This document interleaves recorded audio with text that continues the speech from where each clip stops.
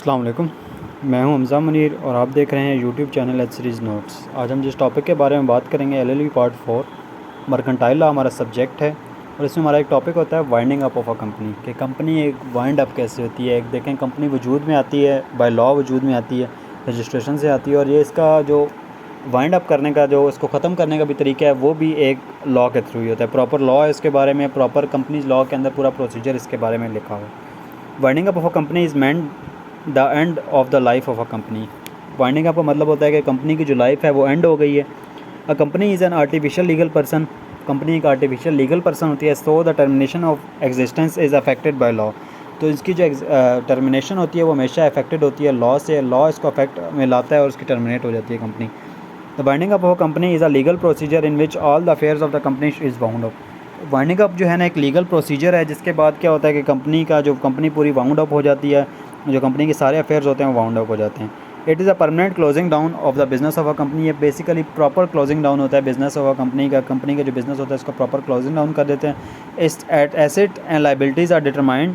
इनकी एसेट्स और लाइबिलिटीज़ को डिटरमाइन किया जाता है। And assets are sold out. और जो इनके एसेट्स होते हैं उनको सोल्ड आउट कर दिया जाता है। जो कंपनी की बिल्डिंग है, जो भी एसेट्स हैं कंपनी के, उसको सोल्ड आउट कर दिया जाता है। And the claims of creditor are met out through their selling of assets. अब देखिए कंपनी वाइंड अप तभी होगी ना जब कंपनी ने कोई उधार लिया हुआ है उसको उधार नहीं दे सकती, कंपनी अब नहीं मज़ीद चल सकती, तभी वाइंड अप होगी। तो जब वाइंड अप होती है कंपनी तो क्रेडिटर्स जो होते हैं जिन्होंने उधार दिया होता है तो उनके उधार किस तरह पूरे किए जाते हैं, इन एसेट्स को सेल करके। ठीक है, रेलिवेंट प्रोविज़न इसकी है कि 293, 301 से लेकर जो 322 है ना कंपनीज एक्ट का, वो आपका डील करता है वाइंडिंग अप ऑफ कंपनी से। Definition of winding up when a company ceases to exist its property and is administrator and sold for the benefits of its creditor and members. एक company जब cease होती है, exist होने के लिए seize हो जाती है, ख़त्म हो जाती है, एग्जिस्ट उसकी एग्जिस्टेंस ख़त्म हो जाती है, तो इस प्रॉपर्टी को उसकी प्रॉपर्टी को एडमिनिस्ट्रेट किया जाता है और उसको सोल्ड कर दिया जाता है जो उसके बेनिफिट्स होते हैं क्रेडिटर्स के बेनिफिट्स के लिए और उसके जो मेंबर्स होते हैं उनके बेनिफिट्स के लिए। तो इसको हम कहते हैं winding up.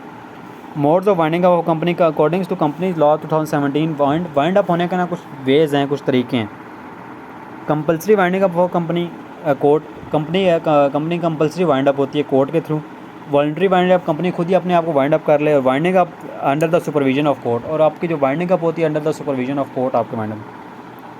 Compulsory winding up by the court. अब कोर्ट से आपकी जो कंपनी वाइंड अप होगी वो कैसे वाइंड अप होगी, कोर्ट जो कंपलसरी वाइंड अप कराएगी। ठीक है, कंपनी कोर्ट भी कंपलसरी फॉलोइंग ग्राउंड्स, इन ग्राउंड्स के ऊपर जो है ना फॉलोइंग के ऊपर जो है ना कंपनी वाइंड अप होती है, जो आपके जो कंपलसरी वाइंड अप होती है। ठीक है, कोर्ट वाइंड अप करवाता है। If the special resolution has been passed by company to by wound up by the court. ठीक है, और अगर कंपनी ने एक स्पेशल रेजोल्यूशन पास कर दी है, ठीक है, और कोर्ट को बता दिया कि हमने एक स्पेशल रेजोल्यूशन पास कर दी कि हम कंपनी को वाउंड अप करेंगे, तो फिर कंपनी कंपलसरी वाइंड अप होगी। Statutory report, if the company fails to hold a special meeting and default to submit the statutory report to the registrar of the company. अगर आपकी company के पास statutory report अगर आपने company ने आपकी बनानी थी और वो नहीं बनाई और उसको रिपोर्ट भी नहीं बनाई और उसकी मीटिंग भी नहीं की और डिफ़ॉल्ट कर जाती है उसमें रजिस्ट्रार ऑफ कंपनी को करने के लिए, तो वो होती है कि रजिस्ट्रार ऑफ कंपनी के रेपिटेशन से वो होता है वो कंपनी आपकी वाइंड अप हो जाएगी। Annual general meeting, if the company default to hold 2 annual general meetings it may be wound up by the order of the court. अगर 2 एनुअल जनरल मीटिंग आपकी कंपनी की नहीं हुई तो वो कंसेक्टिव अगर आपकी नहीं हुई तब भी आपकी कंपनी कंपलसरी वाउंड अप हो जाएगी। Delay in commencement of business, if the company does not commence business within 1 year if its incorporation. एक साल के इनकॉर्पोरेशन के बाद जो है ना कंपनी 1 साल के अंदर अगर कोई काम नहीं करती और सस्पेंड हो जाती है फॉर बिजनेस, उसका बिजनेस सस्पेंड हो जाता है 1 साल के लिए, तो कोर्ट में order for up its wind up. तो कोर्ट ऑर्डर कर सकता है उसकी वाइंडिंग अप के लिए।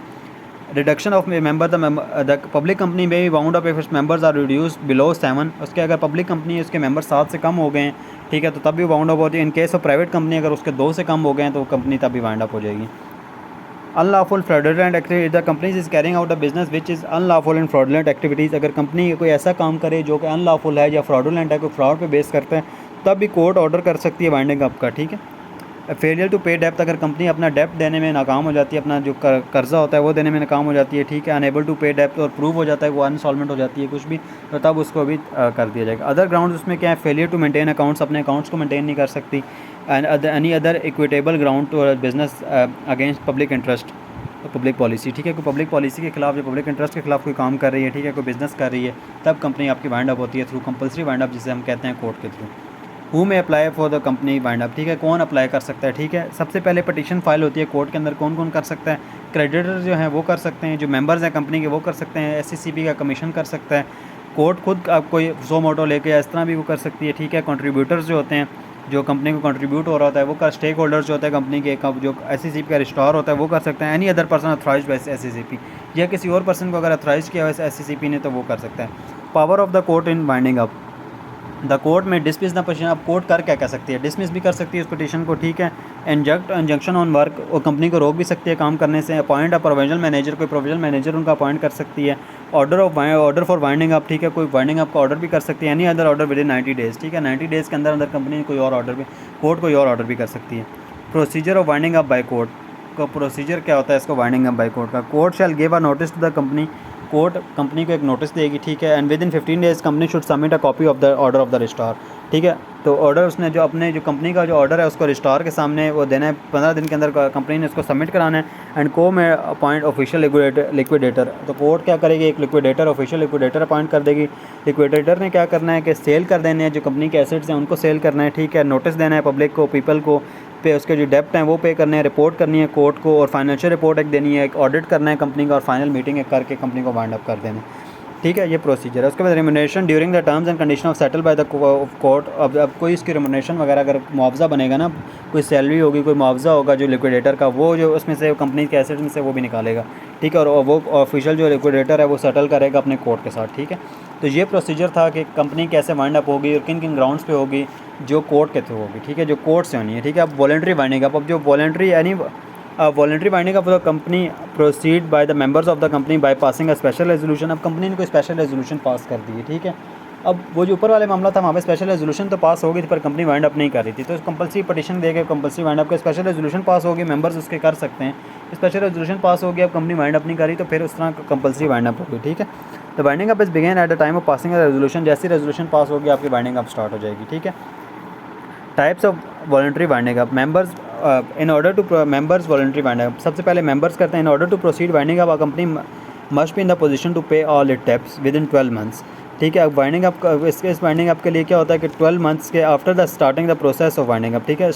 वाइंडिंग अप का प्रोसेस स्टार्ट होने वाला है। In order to proceed winding up, company must be in the position to pay all this डेब्ट, ठीक है। उसके अपने ऑल जो डेब्ट्स हैं वो पे कर सके 12 महीनों के अंदर आफ्टर स्टार्टिंग द प्रोसेस, उसके प्रोसेस के स्टार्ट होने के बाद।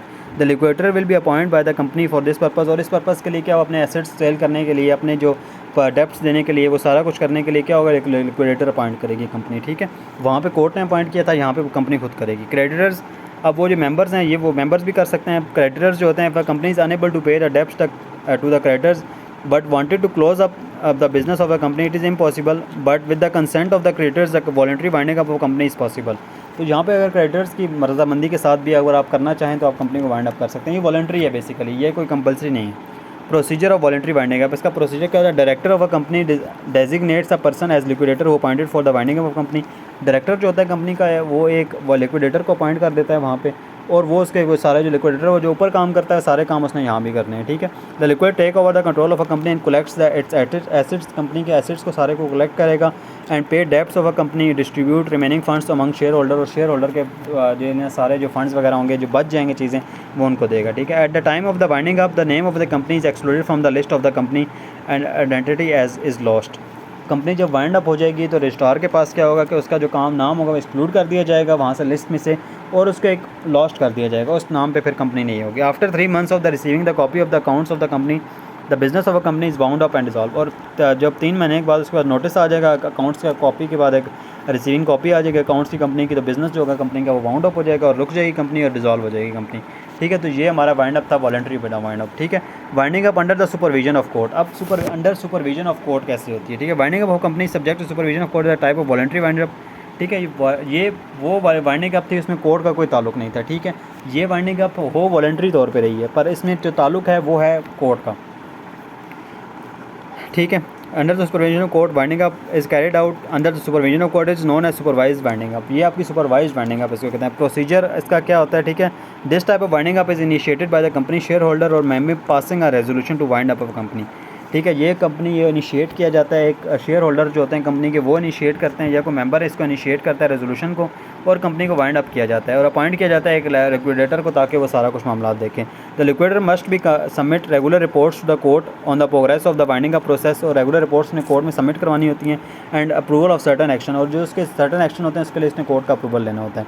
सच as sale of company asset, company के एसेट को सेल करने के लिए इसने कोर्ट का अप्रूवल लेना होता है। The court may give direction to the liquidator as necessary and may even remove the liquidator, वो liquidator को remove भी कर सकती है, ठीक है। and deem necessary if deemed necessary of the proper conduct of the winding up process, ठीक है, proper उसका जो conduct होता है उसके लिए।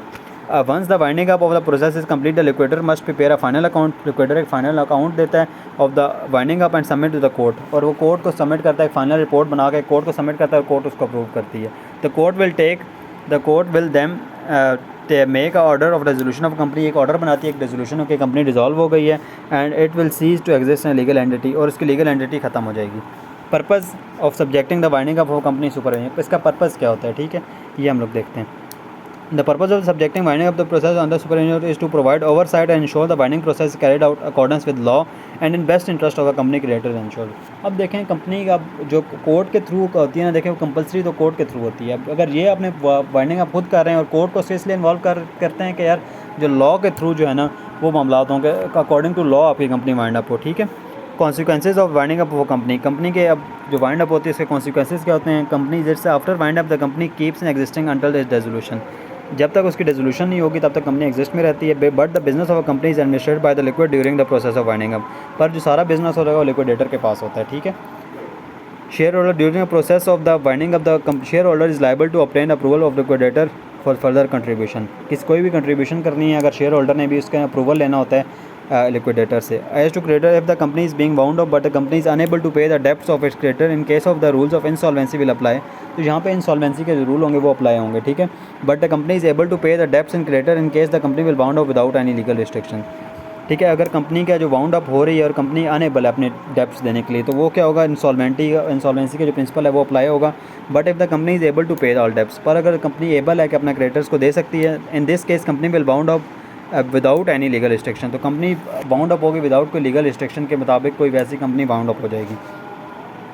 Has to share and assets of a company, ठीक है। If the company is wind up all the share would be and asset of the company should be will be taken into possession, सारे जो होंगे वो possession में ले लिए जाएंगे, लिक्विडेटर उसको पोजेशन में ले लेगा, ठीक है। Power of the officer and all the after the appointment of liquidator all power and director chief executive other official will be abolished and all the servants of a company will be dismiss from the winding up, ठीक है। सारे dismiss हो जाएंगे, directors वगैरह सारे खत्म हो जाएंगे, चीफ एग्जीक्यूटिव खत्म हो जाएंगे। Disposition of the companies property after the winding off the all the property of the dispose of, ठीक है। तो अपनी जितनी भी कंपनी की प्रॉपर्टी होगी उसको डिस्पोज ऑफ कर दिया जाएगा।